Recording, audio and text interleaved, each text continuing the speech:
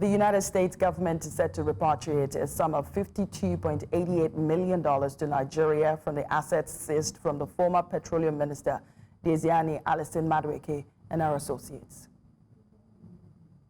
Of Nigeria's national wealth brazenly looted by former dictator Sani Abacha and still being repatriated nearly 30 years after he left power. The latest recovery involving former Petroleum Minister and OPEC Secretary General Diezani Alison-Madueke followed the final resolution of the civil cases on the forfeiture of the luxury assets that were laundered in and through the United States, as announced in March 2023 by the U.S. Department of Justice. The U.S. government had said Alison-Madueke and her associates purchased luxury real estate in California and New York, as well as the Galactico Star, a 66-meter super yacht using what they refer to as proceeds of those illicitly awarded contracts. Her associates in the act were Kola Aluko, a Nigerian businessman, and Jide Omokere, chairman of Atlantic Energy Drilling Concept Nigeria Limited.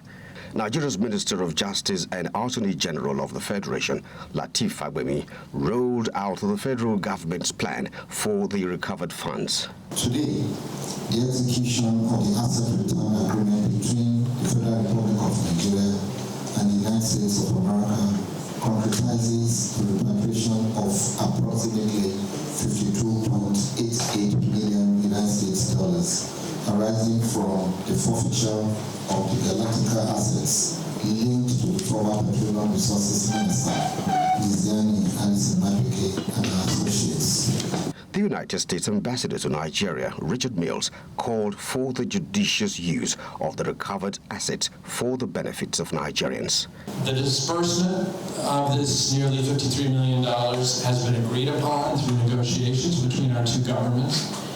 And as we heard, $50 million will be used through the World Bank to expand the electric grid in Nigeria through an existing World Bank program, to expand electrical renewable energy through electricity in rural areas of Nigeria. And just under $3 million of this will go to the International Institute of Justice to expand regional capacity here in Nigeria, to use the justice system to fight terrorism, to strengthen transparency and counter corruption. Like Sani Abacha and now like Diezani Alison-Madueke, there is perhaps a cautionary tale that stands in sharp contrast to a country that has gone a borrowing for far too long, supposedly for lack of funds, with Nigeria's current debt stock hovering in the neighborhood of a whopping $99.46 billion.